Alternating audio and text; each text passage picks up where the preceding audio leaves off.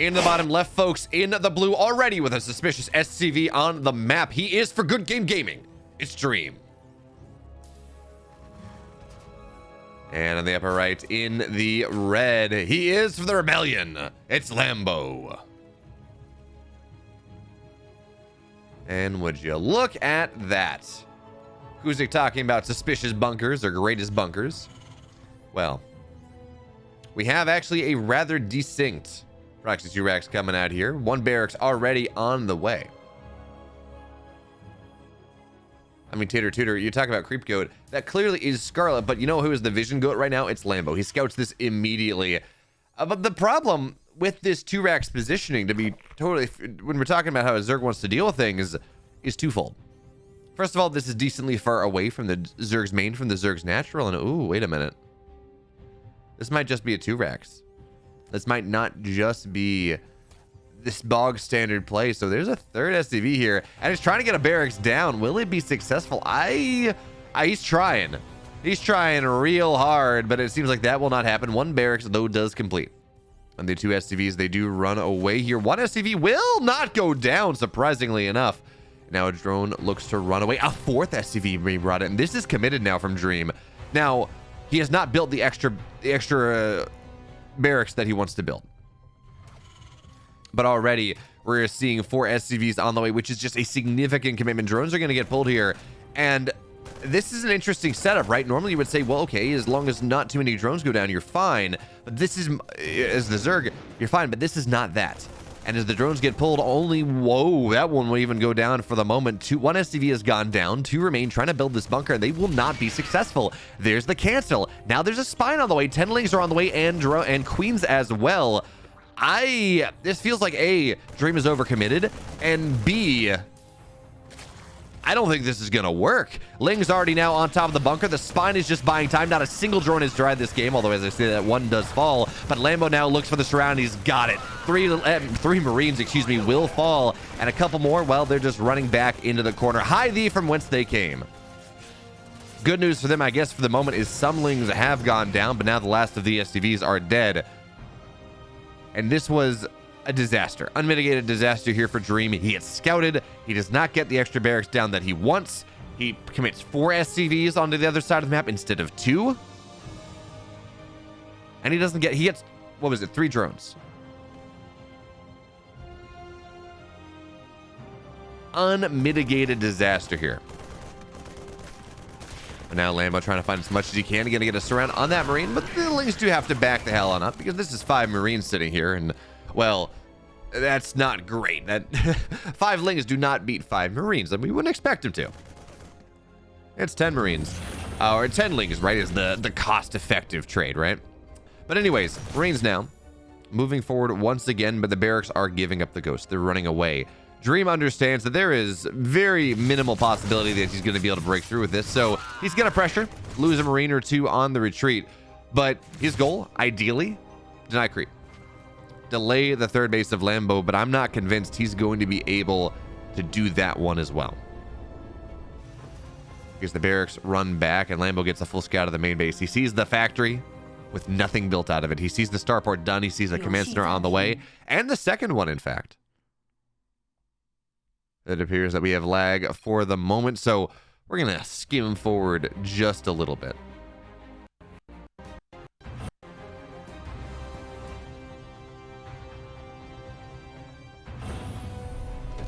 So 2nd command center is done. 3rd one is on the way. Dream trying to make up for the problems that he has found by, well, getting greedy as possible. And folks, this is Data C.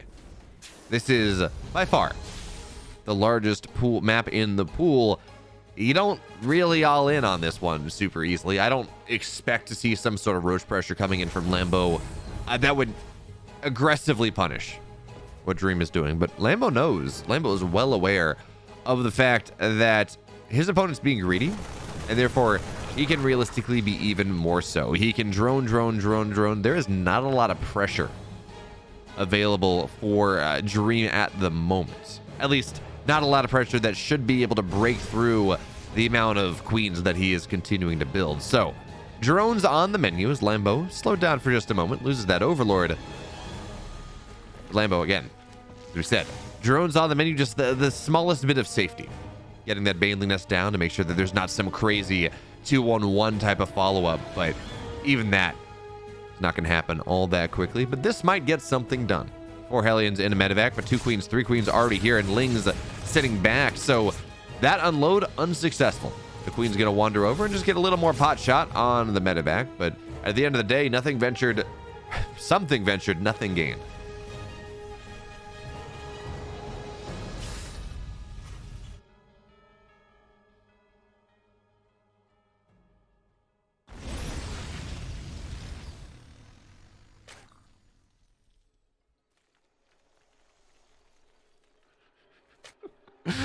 I had a guy in another Discord, hey, Mr. Taco, who was asking me when I was going to stream next. And I'm like, hey, you know, I streamed yesterday. I'm casting today too, and I will be casting on Saturday. You know, just back to the standard schedule now that I'm back from Atlanta.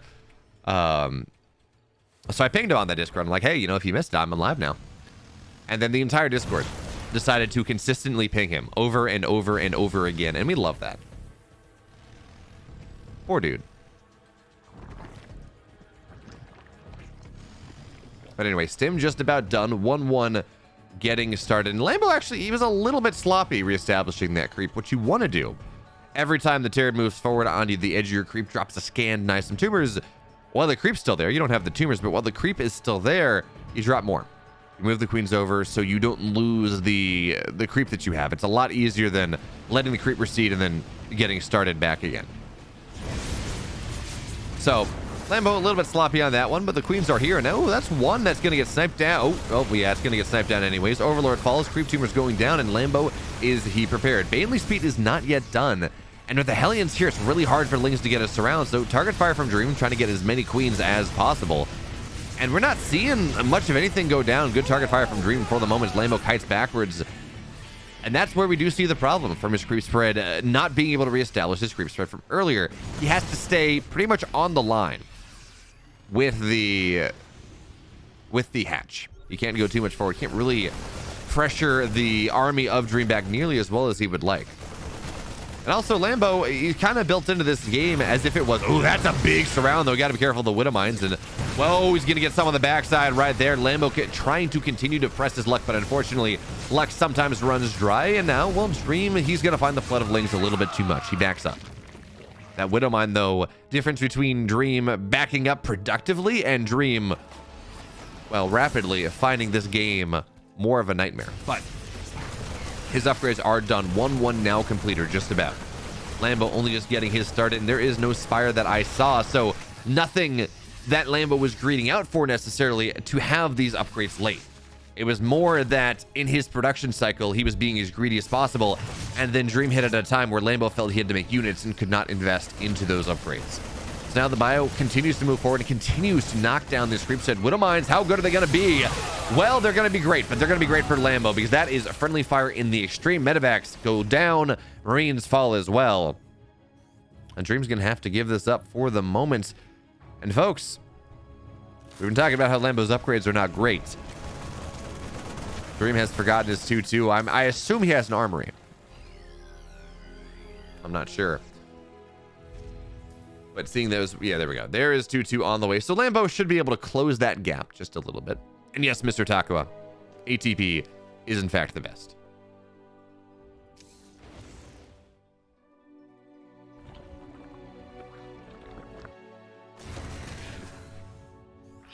A nice scout there from Lambo. We'll find that, yes, there's a 4th base on the way from Dream. It's not 8 racks. I mean, technically it is.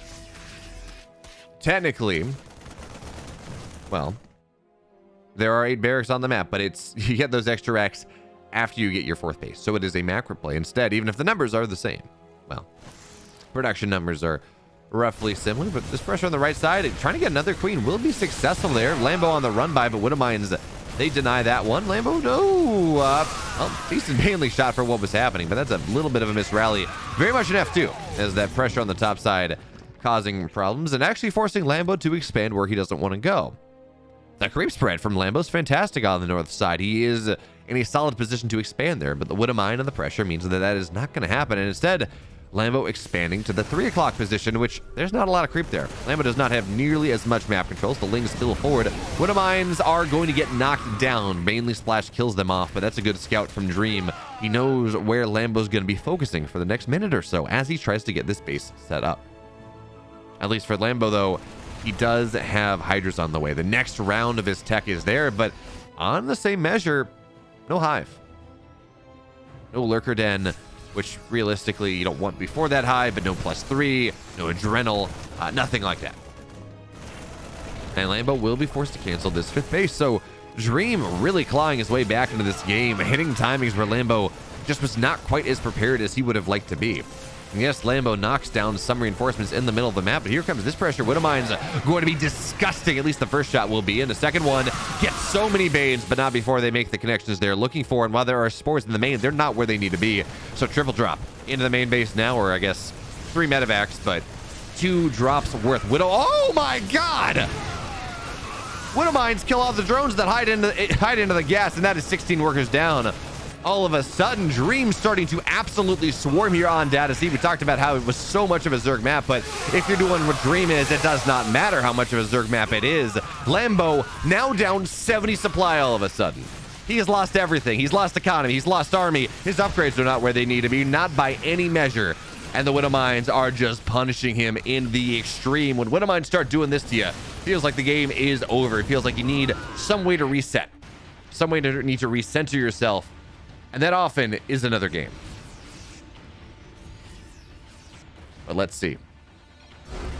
It will not be this game after all. Lambo takes too much damage, and Dream plays like an absolute god. In the bottom right, folks, in the blue, up 1-0 on Shopify. He is Dream. His opponent in the upper left in the red, looking to tie things up. Well, it's Lambo. Slambo, Rambo.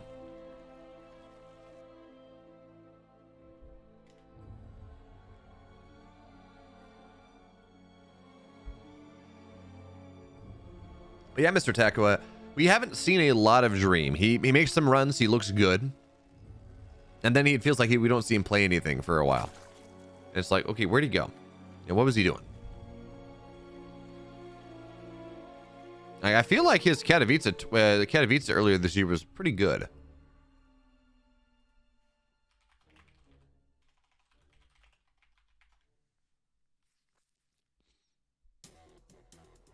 Am I crazy? Maybe I was just hyping him up.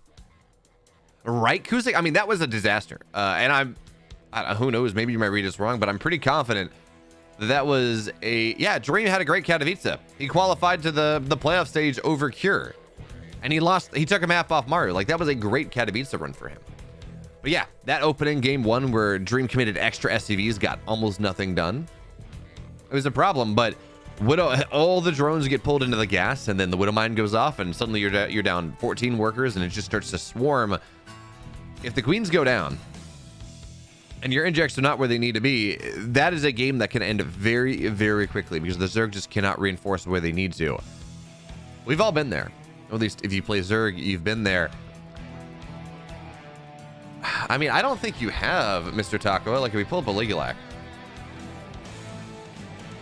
like, Dream just does not play all that much, at least not this year.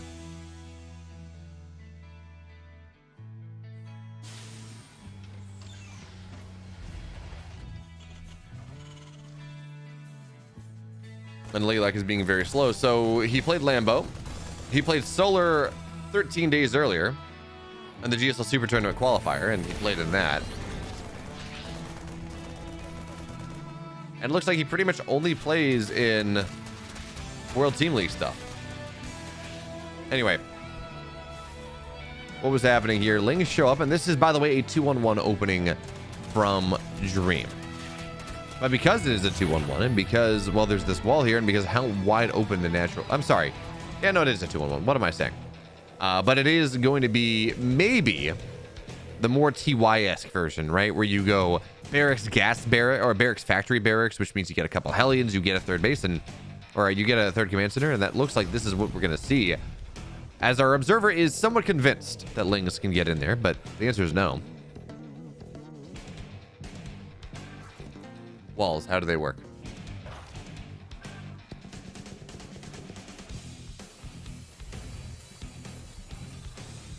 The Hellions are on the way. And whether this will fake Lambo out, we've yet to be seen. But it doesn't really seem that that is the case. No more Lings on the way, just drones and drones and drones and drones. And by the way, Lambo opened with delayed clash. This is a 4-minute speed, not a 3:30. And with the lack of Hellions we see on the map right now, that is going to put him in fantastic position as the game does go on, because that means that he can just drone harder, and that's what you do against the 2-1-1. You go and you get a lot of workers, and then right around the 4:15-ish mark maybe, you pump the Lings that you need, and you're going to be fine. The onus really is on the Terran to get damage done. But this is interesting from Dream, because while he did go barracks, factory barracks, and that does make us think that this is going to be something in line with the TY 2-1-1, right? When you get that third base, there's no third base on the way. And the couple Hellions that are here, well, they're doing something, but it seems like the corner that's being cut here maybe is to get a quicker eBay, but realistically, my Hellbat senses are tingling a little bit. But I don't know that I'm not sure that that is going to be the case. Anyways, of course, this is a timing that hits closer to 6 minutes than it does 5. Stim is not yet done. +1 is on the way, but not ready just yet. But here comes a little bit of pressure, right? This is it's 2 medevacs full of Marines, but medevac 1 only had 5, medevac 2 only had 7, so we're not looking at the sum total amount here. Ooh, Lambo tries to spring the trap, and he will be successful. A bunch of Marines will go down. One Queen is going to get transfused all the way back up to full. That one Queen on the edge of creep, like the edge, the very tiny amount of its hitbox touching creep. That's enough. I guess someone needs to go post that. What's the subreddit hitbox porn? Generally, it's just filled with, Dark Souls type, Elden Ring type games where you can dodge a sword swing and it's just, or, you lift your arm up kind of and that you fail to take damage. But here comes the pressure from Dream in earnest. At least more earnest than it was earlier. Stim is now done. These Queens, they're not super high on energy. They need to get that creep spread getting started, and I think those tumors they just dropped, I don't know that they will be able to go on up here. And the Queens, they don't have a ton of energy for transfuses, so transfuses spent. Not a ton of tumors here. The Ling scouts around, tries to see if there is a third base, and the answer, folks, is no. Tanks on the way, Liberators as well. This is just a 5 Rex all-in coming in from Dream in this game number 2, presenting that it is something and, well, really trying to do something else. But I think that Lambo at least has some inkling of what's happening, because again, no third base, and it's almost 7 minutes.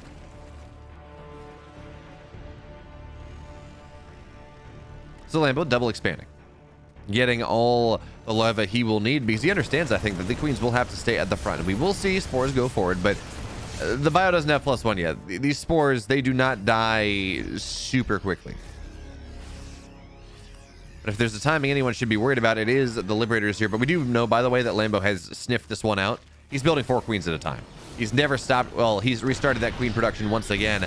And this bulk of stuff is how you want to stay alive against pushes like this. His Lings are now setting up a surround from 2 angles.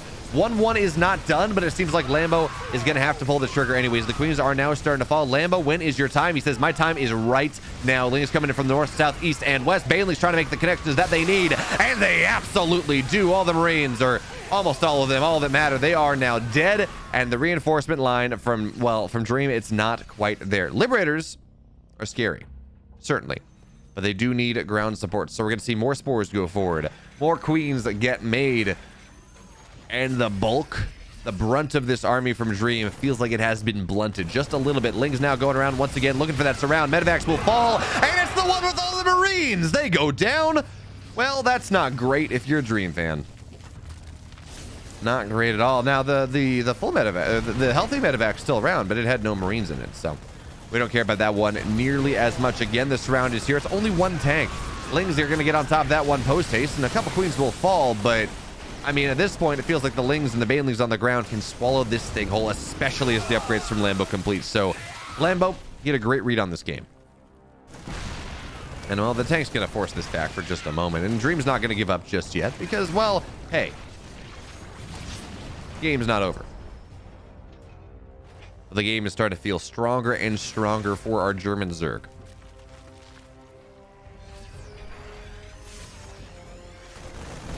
And the Spore will fall. That's a bit obnoxious. And the Liberator count is starting to increase to the point where it is threatening. Yes, killing one Ling at a time is not great, but killing 4 at a time, targeting Banes down, that starts to become a little bit more problem.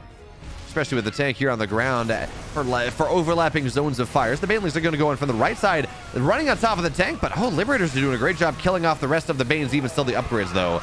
They tell a very different story. The Marines will continue to fall as the Queens look for an angle that I'm not sure that they will find, but now the Spore's here, and the Lings, they're going to surround these Marines. They're going to kill them off, and the Spore is doing everything that the Queens cannot. They're going to force these Liberators back, one getting very low indeed. And they have to resiege in a really much more of a suboptimal position. And more Lings are on the way. More Banelings, more Queens. That's the big deal. And remember, Lambo is on 5 hatch. While his Queens have been at the front line this entire time, not really building the larva that they would normally want, you're still on 5 hatch, right? You still have the production that you're looking for, and now this is what Lambo's been looking for. Knocking down the reinforcements, making it harder for Dream to have those waves, which means that as Lambo breaks a wave, he's going to be able to do a little bit more. Establish more room on the map. He will lose the 5th base, but he does have 4, and more Banelings are on the way. In fact, a bunch of Banelings getting ready to try to bust through this wall, as now Lambo tries to take the fight. The Broodlings are there, but they're going to time out, and well, Lambo, he boxes everything. Broodlings one away, but so too does his army. As now the wall is down, Dream has made a bit of a mistake here. The tank will fall. In fact, it was unsieged, and the Marines will fall now as well. So the reinforcing, the clump, the large group, the army that Dream has been building right back at home, what's going to go down, and Dream thought he had an economy. No longer. Only 30 workers on the map. The entire army of Dream has to run home to try to save a base that is burning. A dream that has been smashed.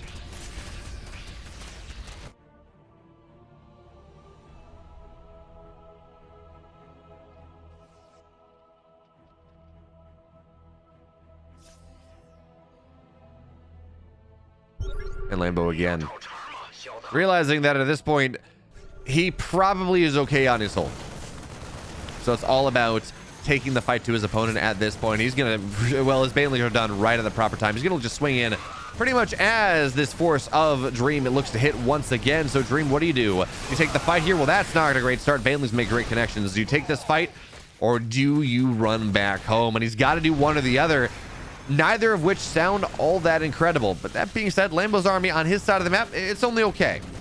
All right, it's not incredible, but the Queens, the bulk, are rather nice, and it's so hard for Dream to push in. So now the Banelings, they run right through that wall, or slowly they will, and now it's going to be the main base under threat. That's when life starts to get a little bit more problematic, and there we go. The Lings, they're going to start to camp production just a little bit, and that's when the Terran starts to die. Spores move forward. And the Liberator is really the only thing that's making this position anyway difficult for Lambo. He's got his 4 bases up. 5th base in the bottom left side on the gold, already on the way. Tanks, they're popping out, but really only to their doom, to their sadness, to their woe. And the Queens run forward. That's going to be a 4 dead Liberator. And, okay, that's going to be dead Queen. The Liberator count is starting to slow, and Dream has been dead for a while. And it truly does become a waking nightmare. Lambo, he ties the series up 1-1. And now in the upper left in the blue, it is for Good Game Gaming, looking for a bit of an advantage here. It is nice. His opponent, the man with terrifying TVP from Korea, it's Byun. A Byun who everyone was dodging in online tournaments leading up to Atlanta. Also a Byun who got knocked out in the round of 12. He's an enigma. But one thing I will say, man, his TVP online is pretty good. When you have Hero picking Cyril into his group over Byun, well, that says a lot of something, especially considering how Hero dispatched Maru and Bunny in Atlanta. Granted, I mean, those were just really good games, but Hero, our reigning DreamHack Atlanta champion, he has 2 tournaments to his name this year. In fact, 2 of the biggest tournaments of the year. He wins a GSL. He gets top 4 in another one. I forget what he did in season 1. It was top 6. And he wins DreamHack Atlanta. Yes. Was it Jaun? I forget, actually.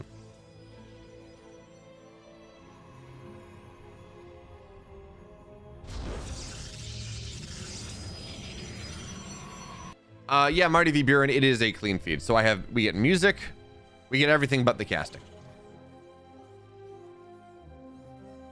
In fact, what you're hearing right now is the well, okay, if I'm not talking, what you're hearing is the clean feed.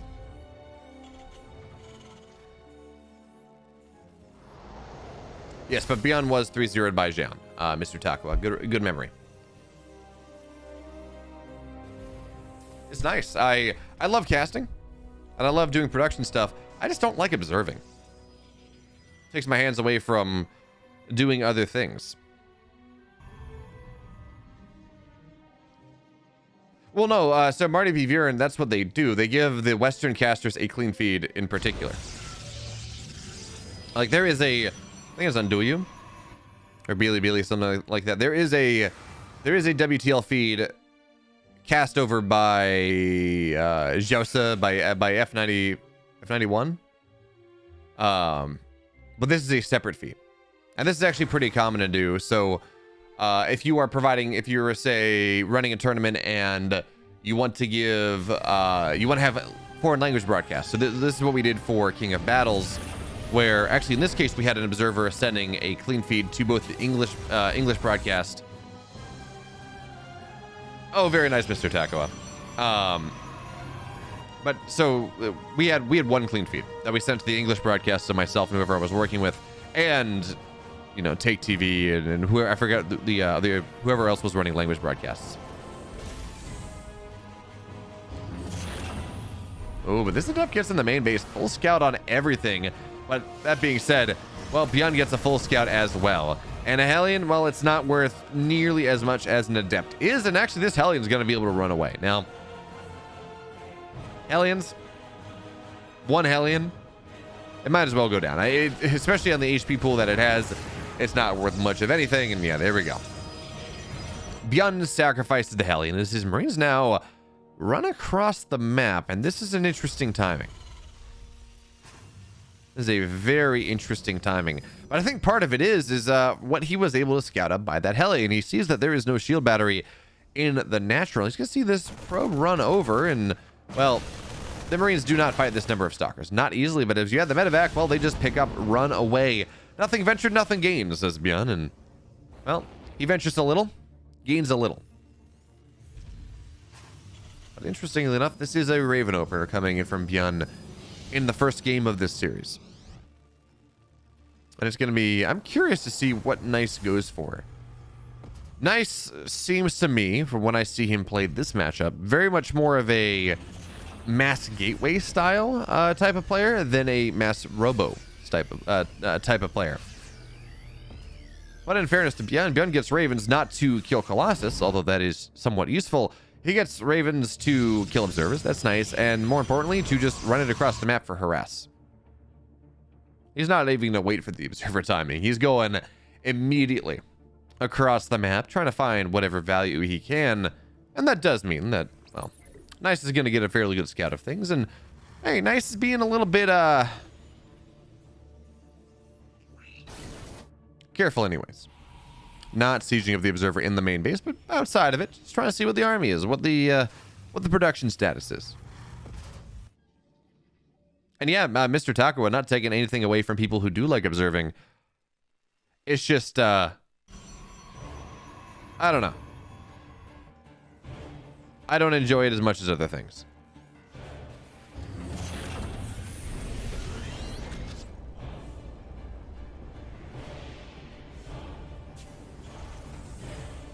So Marty v. Byun, there is reason behind this, actually. So it's 3 best of 2s, right? It's if you run 3 best of 2s with an ace match, that is a best of 7, right? First and foremost. But the format that it is, where it is map 1 is defined, map 2 is counterpick. The format is designed to force game 7s. The format is designed to make it so there's the highest possibility, as the stalkers run it, they take a big shot. The highest possibility of matchups going to ace matches. Because the losing player, they by default, they get an advantage going into game 2. Zerg players can pick Cosmic, for example, if they lose map 1. As this auto turret gets nothing. Actually, I was going to say it gets nothing done, but it does drain a decent amount of shield battery energy. That's something, depending on what Byun opts to do in the next several minutes. The triple drop right side, evading. Well, he evades the stalkers, but I think there's an observer. Yeah, there's an observer. So, well, that's going to get scattered out. And I should be in position to deal with it. I wonder what's in his... I wonder what's in that Warp Prism. I'm assuming Zealots. I'm not totally sure is now. Yeah, well, he's getting set up. He's got a Raven left side. 3 medevacs that will get scattered up for a second time on the right side, steaming in. But now, okay, Zealots warp in. Stalkers do as well, but Byun's going to back up. And this opens up maybe an opportunity for the Ravens to get a little bit more damage done. But I wonder what Nice is waiting for. There we go. It looks like he has dropped the Warp Prism out. So, got a little bit of counter harass coming in from Nice at this point, but it will get just as much damage done as Byun got on the other side. That's a nice set of force fields here. As the medevacs have to run away, the Bio's going to have to just fight as long and hard as they can. And hey, they're trading up for Zealots, but the Stalkers trying to get the medevacs. 1 will go down, but 2 escape. That was a fantastic catch there coming in from Nice. And the shield battery is actually forcing Byun to commit 2 auto turrets to just kill the shield battery to make sure he can maybe get some damage done later on. 1 probe will fall. And that's not nearly what you're looking for. Oh wait, that is wrong. 1832. Where's my mouse? Mouse, there we go.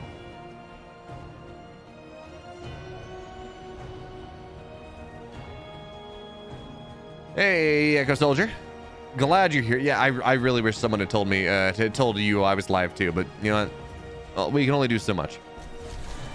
If only I knew a place where I knew you were watching so I could ping you and let you know whenever I was live. In fact, if only I had a place that would ping everyone when I was live. If only I had a Discord server.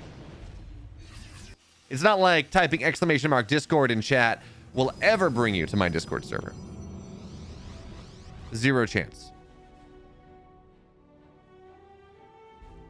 Anyways, Warp Prism, it actually does a great job there. Cancels the 4th command center coming in from Byun, and Byun still has not dealt with these observers that are scouting his every single move. Hello there, Echo Soldier. 6 months in a row. That's fantastic.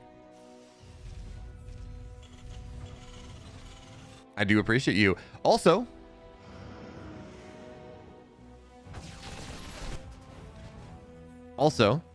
it's only for out of game because it probably is not the best thing to have when I'm in game. Is oh, look at that, the disable the missile turret. Oh, Byun gets everything, and now that is 1 less attack vector that he has to deal with.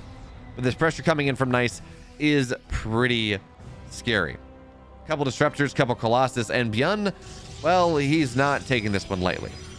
He's actually building Vikings for once, although the man does not like them. I interviewed him during the Freak of Champions Cup. Like, hey, dude, why don't you build Vikings? He's like, I just don't like the units. They're slow, they're one-dimensional, they kind of suck. But yeah, this is WTL casting, Echo Soldier. This is not Bayo going full tryhard casting. This is Bayo hanging out with his StarCraft friends while we watch some excellent StarCraft.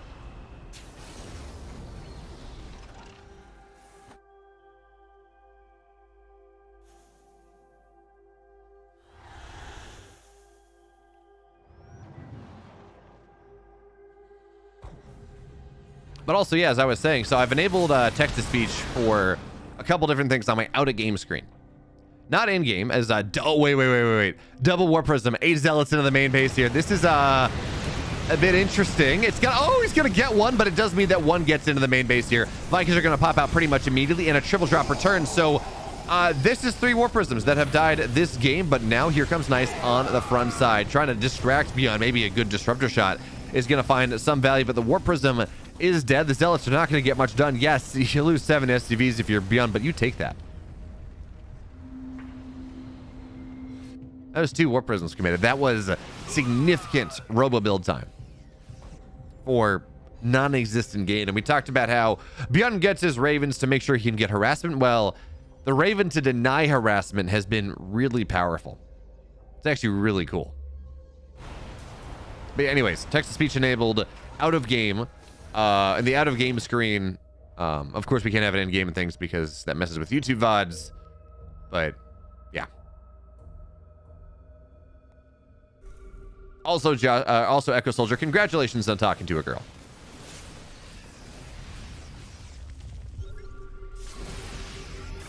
Oh, Disruptor Byun loses a little bit. Byun has this incredible habit of going and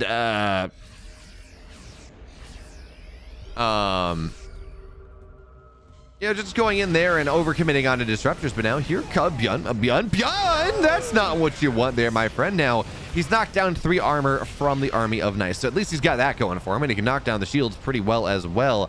This is still a bit of a scary situation coming in, especially if Byun continues to eat disruptor shots like he has thus far. Another shot goes in, gets a couple Marauders, but now Byun's splitting backwards. Now he's getting himself set up. Disruptors are starting to go down pretty heavily from the army on the right side, and Vikings are cleaning up every single Colossus. One more remains as Byun kites backwards with the bio. No splash damage to deal with the bio on the ground anymore. Disruptors will fall. EMPs blanket this army, and the last one is going to get tagged right on down. Byun makes the hold. He makes it look easy. And he still maintains 4 bases.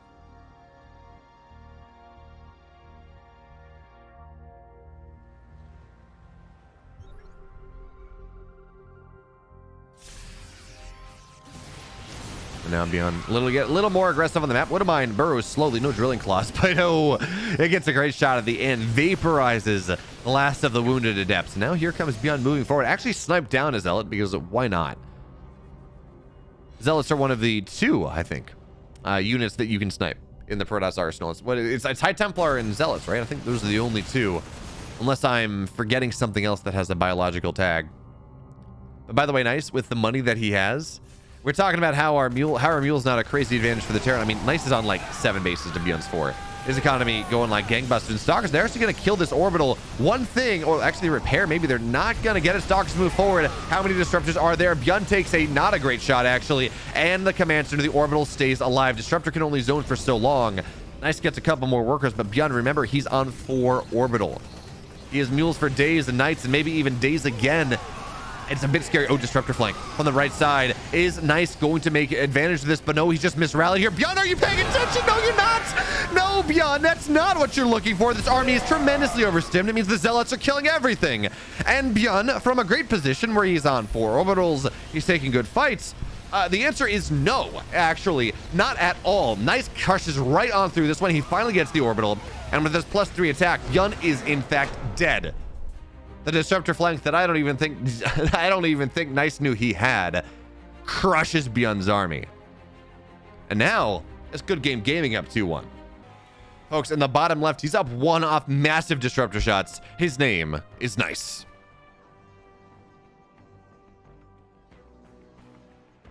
In the upper right, in the red, down 1 game, hoping to not hand Scarlett's, well, a significant deficit. He's Byun. Who wins Shopify or Systorm tomorrow? Who is playing? Like, what are the matchups? Because that matters a lot.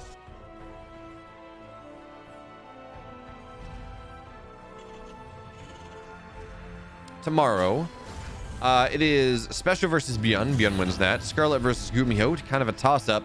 Max Pax Hearthstone, Max Pax wins that. So I say it goes to ace match, and that would probably be Byun versus Max Pax, which I think Byun wins. So I'm saying Shopify 4-3.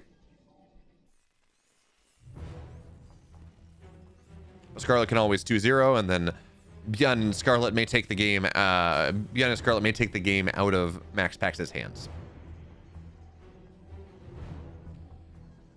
Anyways, folks, we're on Waterfall.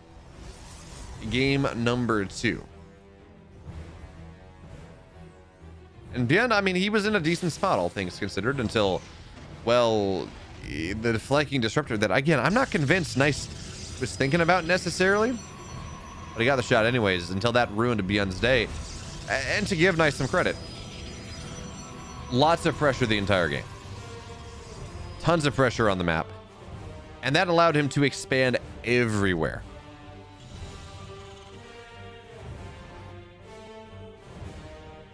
I put Byun on max specs tier. Dark Versus. Or I would put Byun on max specs tier when they're both playing on NA. Because they trade series back and forth with and they trade series back and forth in EBT North America.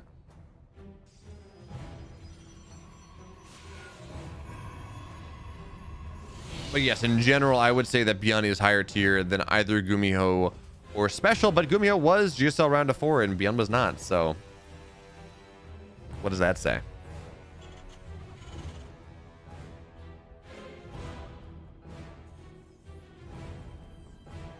And actually, it's always you talk about top heavy teams. It always surprises me how poorly Team Liquid does, considering they have a laser and they have Clem, and it's kind of the Kites situation as well, where Clem and Raynor both have not had incredible WTL runs. And when the team is built around Clem and when the team is built around Raynor, that leads to kind of a middling performance. Both Kites and Liquid sitting right on that relegation line.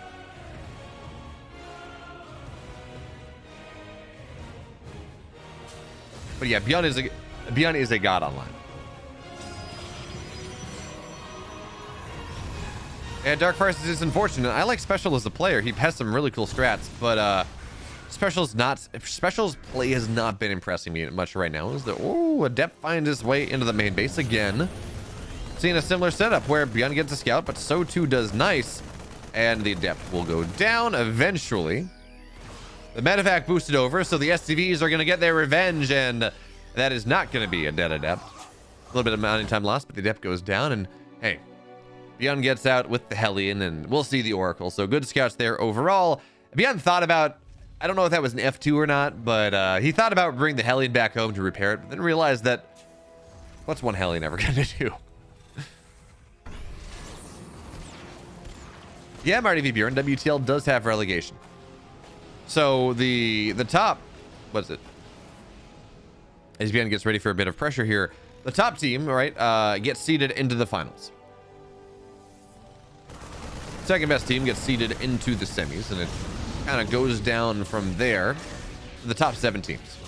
As the Phoenix will scout out this drop, and Oracles show up on the ground. So really, there's not a lot saving this one. Cyclone will get lifted and killed. So nice little cleanup here from Nice early on. We talked about, well, how good Byun was looking. This is looking a lot better for Nice in this game number 2, but he is bringing more Marines to the fray, and Oracles have gone down, but he does lose the medevac, and that's not what you want. Yeah, so top 7 teams, they go to playoff. First place is directly seeded into the finals, goes down from there. Teams 8, 9, and 10, they just don't make playoffs. They're safe. But teams 11 and 12, they go down to qualifiers, and then they have to win through Code A. At least that's what happened for Winter, which was a whole week-long tournament, kind of bracketed format. And that was after making your run through qualifiers.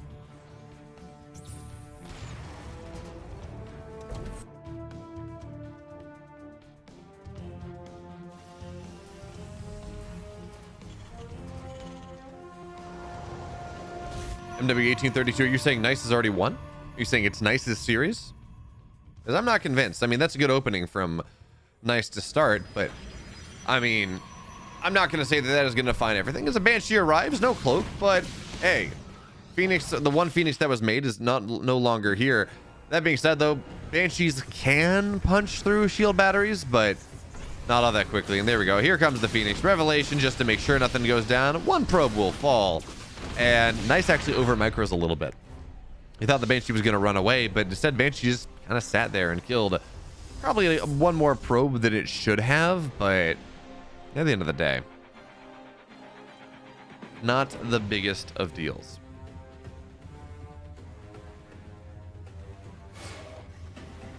Byun, though, getting ready for the next round of pressure.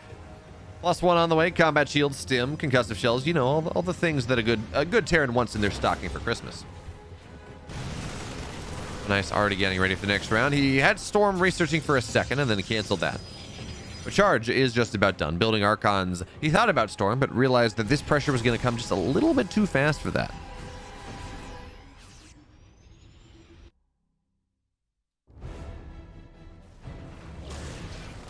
look at this guy talking in my chat, BK Rack. Okay, there we go.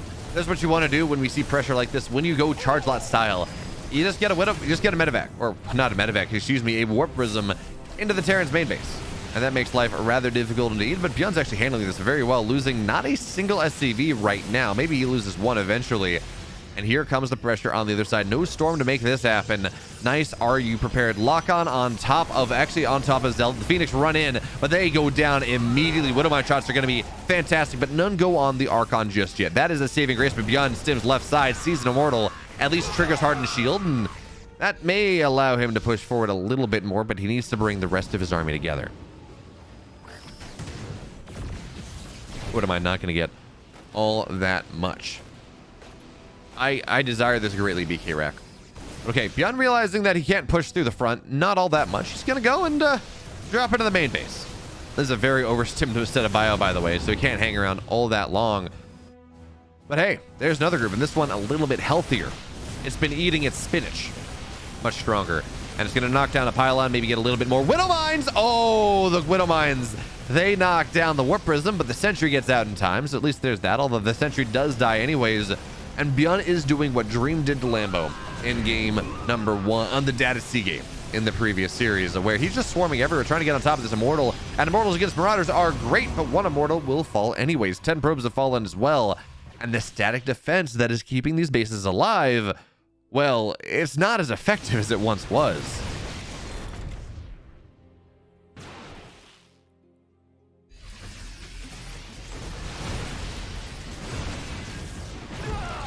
So now the Stalkers look to run forward. This is a lot of Marauders going down, but Byun brings a next portion of his army. Tries to get on top. Does he get the Immortal? He will get one. He's not going to get the second.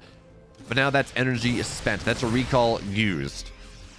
Nice, even less aggressive opportunities on the map. But realistically, folks, he had to go. It wasn't like he wanted to be aggressive on the map. Anyways, outside of his way to keep the Eye of Sauron from gazing too closely at him. He's Byun. Here comes Byun's army. He does have one Zealot, and that will delay the command center for just a little bit. Now, those force fields are nice, but Byun has a fantastic concave. And the Immortals, despite shield battery overcharge, will fall down. Byun making the read that doesn't really matter that there's no overcharge there. His army is just too damn strong, and it seems like that read is correct. He's now shield battery overcharge is dead. Widow Mines, well, one of them will land well. The rest of them do not, but it does not matter because Byun has simply enough. Folks, in the upper left, in the blue for Good Game Gaming, their savior or their curse. It's Ratatta. And in the bottom right, the queen of the World Team League. For the Rebellion, it's Scarlett.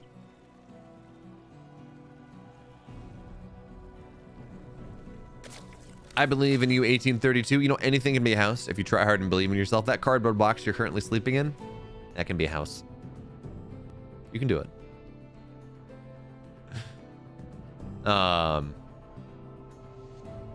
Anyways, when we talk about ZVZ, there are a couple breakpoints that we need to pay attention to. The first one has already passed, as Scarlett and Ratatta are going for hatch first. And then you say, okay, well, what's the gas timing? Do they get gas at 18? Do they delay a little bit? Is this gasless or not? And then is there a Baneling nest going down? How many drones are pulled out of gas? And then what's the third base timing?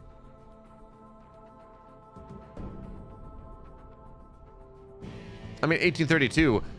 Oh, you're talking about like traveling for longer periods of time. I was gonna say, like, just because you have a house doesn't mean you can't travel, but if you're talking about living in different places.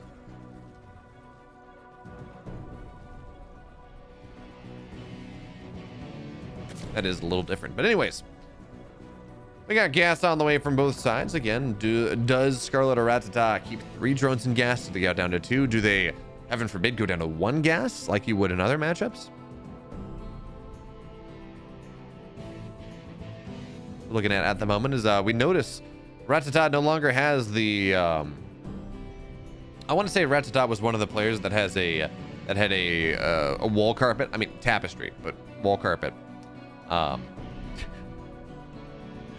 I was casting DreamHack with Cats, he was so flummoxed by the idea of carpets on the wall. But Put fabric on a wall and keeps your place cooler or warmer.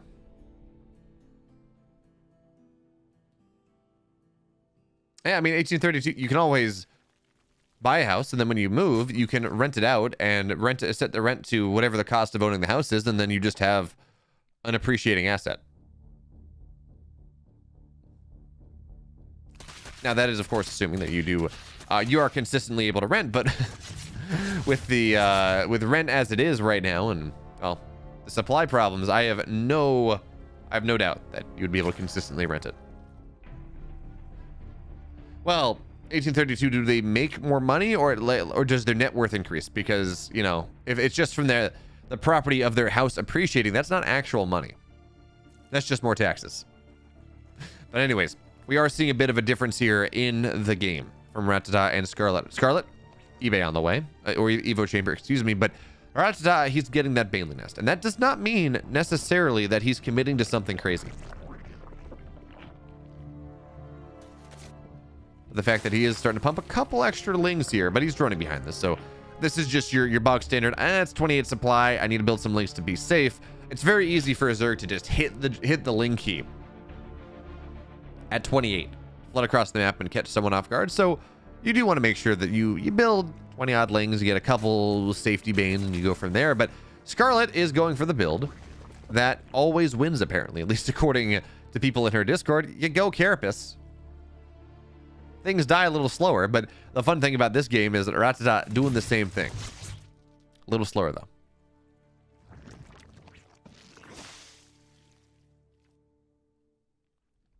Scarlett is getting ready for pressure. Cutting workers at 38.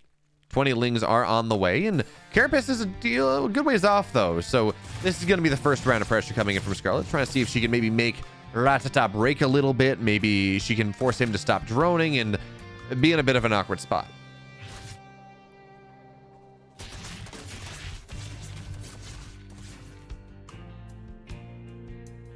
But for now, roaches are on the way. Ratatta continuing to build workers, so he doesn't find himself in a significant worker lead, but 6 is about where you want to be right now. Scarlett, though, gets on top of the banelings. One will get canceled. Being very careful about the second, but she's going to get the queen, and the baneling will not complete. So Scarlett cancels 2 banes, kills a queen, and that is a fantastic start. Because again, her Carapace just a little bit faster. And if you can knock these queens down, that is the defensive utility that you're looking for. So here come the roaches. And I don't think Ratatta actually has vision of that. From what I can see, he does not have overlords in the proper spot. So this will be a bit of a surprise for the Russian Zerg. Well, Scarlett wants to be careful. Doesn't want to hit too soon before Carapace is done. As the roaches now move forward. That's a lot of banelings, but they should get targeted down.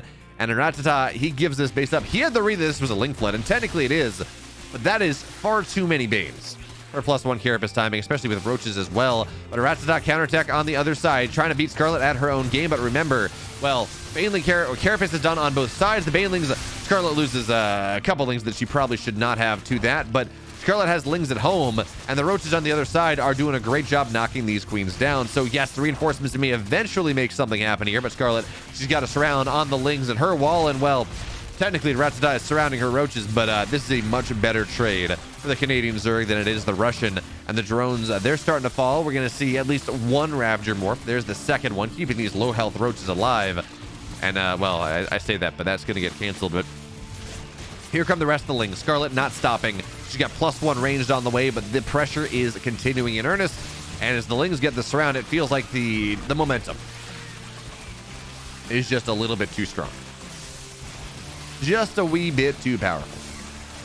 And Ratatta, he's going to have to start thinking about what he's going to do here in the second game because, well, he needs to win one of these games to force an ace match. The chances of him winning the week right out seems to be a good deal less likely. Supplies are one thing, and the army supply is not incredibly different, but the big deal is it's all in production. For Ratatta, Scarlett, she's actually droning out of that, and there we go. Ratatta taps out. Scarlett gets map 1. That surround, that delay on the lings, where she kept some of the lings outside the wall, so the lings would run back, and then sandwiched with building lings was really cool. In the bottom right, now into the blue, one map between an ace match, one map between despair. He is Ratatta. His opponent in the upper left in the red. Up 1 game off a +1 or a +1 Carapace Ling Flood and some other stuff. She's Scarlett. Hey, Knucklehead Punks TV. Thank you so much for the follow.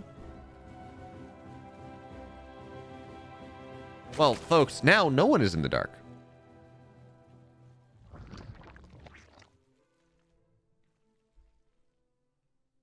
Oh, there we go. Never mind. We have our player cameras. Scarlett's only partially in the dark.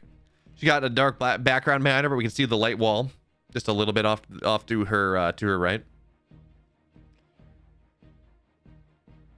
Oh man, I didn't work out for like 10 days, and then I did upper body yesterday, and like it's not even the big muscles, it's the stabilizers that are sore. Like my triceps are very sad.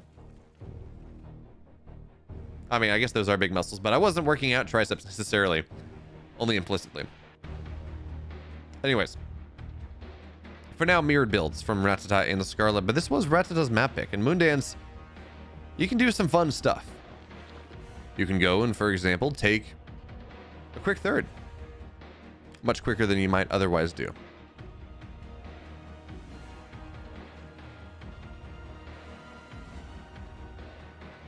We're saying, Tater Tutor, that the map is so big?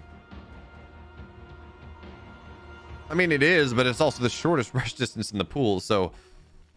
Well, we talk about the build orders being the same. Not quite. Ratatta, he's getting a quick carapace, and this is likely going to be a +1 speedling all in. So, the difference, we saw Scarlett go for a +1 timing, but that was Roachling. Ah, thank you. I don't think so, but I appreciate it. Ooh.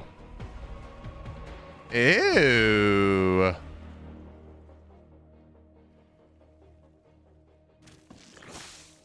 This is interesting. This is very interesting. That is a very quick ranged attack right there. And so there's the Roach one on the way. That's expected. And I guess this is just going to be a really quick +1 range timing. Coming in from Ratatta. This is not a build I've seen all that often, but it's a build that can work very well on a map such as Moondance, which it only takes 31 seconds natural to natural. It is very fast across the map. As this Link tries to get a secondary scout, but nope. Don't do it. Not possible. Queen reaches out and flicks it. Of course, knows whether Scarlett will be able to get the read, is going to get the scout on this. Ratatta is all in. Scarlett does not know that just yet. Her speed is done. If she can try to dive in, that's going to be great, but she can't. Oh, ooh. Queen's briefly out of position, but Scarlett didn't have an overlord there. That's one of the problems with Moondance. If you're a Zerg, you don't have the perv pillar. And that means it's a little bit harder, but the Lings now, they're going to come flooding on in. They're going to see the roaches. No upgrades, but they're going to see the roaches, and that already is a bit interesting for Scarlett. And there's a spine on the way immediately. Roachborn as well, pumping whatever army units she can find, because these 3 roaches, well, she knows there are more on the way, and there we go. She's going to see that, and almost as importantly, if she clicks on them, she will have vision in place to see that +1 is done. And that means she's probably going to need more than this singular spine. But how much time can she buy? Roach is now on the way. She's got Lings as well. The spine is not done because this map is so damn short, but it will be done rather soon. Roach is trying to get on top of it before it does complete. Queen's now getting targeted down here. Roach is running away from the spine, but there's a little bit of range. Ling is getting great surround here, but the Roaches, they are dominating, demolishing the Lings here as they find their way up on the ramp. One Queen on the high ground. Not really all that much, as the Roaches actually, they're stuck a little bit on a bad rally. But Scarlett does have 3 hats behind this, and the Roaches, they are surrounded by Queens, by Roaches, and yes, they kill a little bit quicker. But Scarlett has more where that came from. Ratatta, he got nothing. And now Scarlett, she's got her lair done. Roach speed is on the way. More Lings, more Roaches trying to punish Ratatta for his transgressions. And yes, they do, 1832. 2 shot instead of 3. So Ratatta going in for Carapace behind this because he cannot afford +2 attack. It's the Roach War. He doesn't have lair. But Scarlett is not going to allow him to get there, not going to give him any hope, any dream of pulling this one off, because the Roach key is down, folks. Link key is down. And Ratatta is going to be sorely pressed to hold this. Yes, he's got upgrades the Scarlett does not have, but look at the army supply. 20 to 52, and Scarlett's got a couple Ravagers as well. So even this wall will not be enough, but maybe it's going to be enough to allow for the spine to complete. I'm not convinced, but that's what Ratatta is looking for. Scarlett now targeting the Roach Warren down. Biles get dropped on the gap so she can kill 2 buildings for the price of 1. This Roach Warren is dead. Last set of roaches that have been made are in the production tab right now, and we're going to see the Ravagers try to break down the rest of the wall. We're going to see the spine. It's dead immediately. No cancel as well, so that's a bit of a problem as the Ravagers, they kite backwards, but here come the Lings looking for the surround. Scarlett, how good are your Biles? Queens are now starting to fall. Lings get a surround as good as they can find, but the Bile is actually not going to be incredible. So for the moment, Ratatta, he's giving himself an opportunity, a chance to hold, but the drones, they're starting to fall. Biles will land on the eggs, and they're going to get 1. That's just about it. But again, the true bounty here are the drones going down, and that is going to be enough, theoretically, most likely, to allow Scarlett to take this game. The economy of Ratatta in absolute shambles, but Scarlett only up 8 workers. And she's very quickly going to be down 2 upgrades. So that is going to be what Ratatta is going to have to lean into. Better roaches.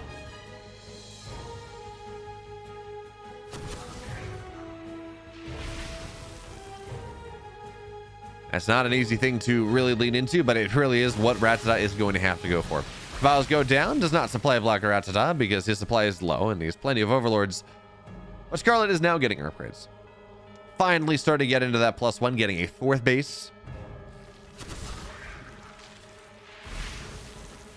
And it seems like she's just going to now try to take this economic lead that she's finally been able to build for herself. And turn... Oh, Scarlett. Nice job, Ratatta. Scarlett, Ratatta dodges all the wiles, but turn that into a significant production lead.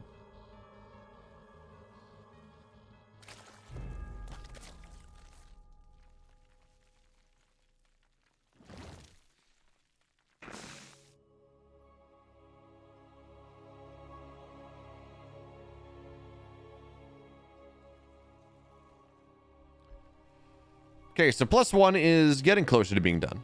Scarlett has had roach speed for a while. Yeah, she took the outward third a while ago. She had the outward third done when the pressure from Ratatta started in the first place. It was like a 36 supply third base, which is rather standard. But the scary thing for Ratatta right now, I mean, yes, he's got upgrades. He's gonna have, well, he's gonna continue to have a 2 upgrade lead for quite a while. But the thing is, as the Overlord will fall, army supplies are somewhat equal, and Scarlett's up, what is this, 23 workers? 22 workers, something like that. The fact that she's been able to maintain army supply to be somewhat equivalent and get such an insane army supply lead, or insane worker lead, is bad news bears for Ratatta.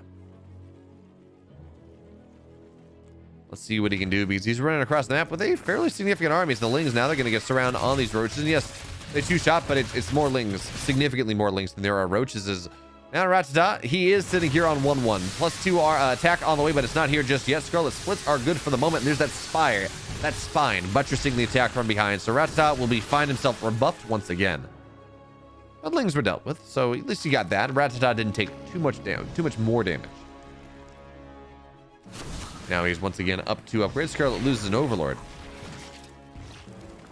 The supply lead is really starting to tell the tale here. It doesn't really matter if you've got better upgrades if the roaches are one-shotting your stuff anyways, and that is exactly what Scarlett is doing. Bouncing, diving, dancing around the Biles as she kills everything else, and this just seems to be a tale of more stuff beating less stuff. Ratatta falls. Shopify takes the week on the back of their queen. Scarlett 2 0s. And hey, that was a fun little ZVZ.